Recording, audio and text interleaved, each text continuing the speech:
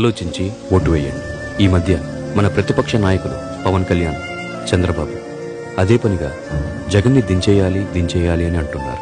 అసలు జగన్ ఎందుకు దించాలి?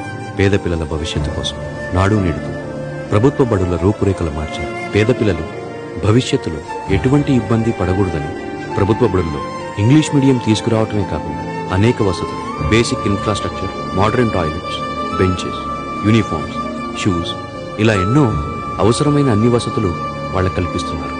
అందుకోసం దించేయాలా?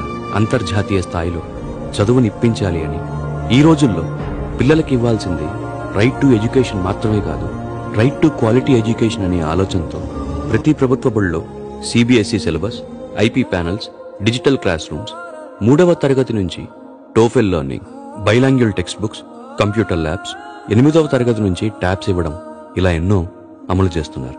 అందుకోసం దించేయాలా? దించేసి ఎవరినెక్కించాలి? చంద్రబాబు గారిని ఎక్కించాలా? ఎందుకు ఎక్కించాలి? తన 14 ఏళ్ల పాలనలో ఎప్పుడైనా ఒక్క ప్రభుత్వ బడి కోసం ఆయన ఆలోచించారా?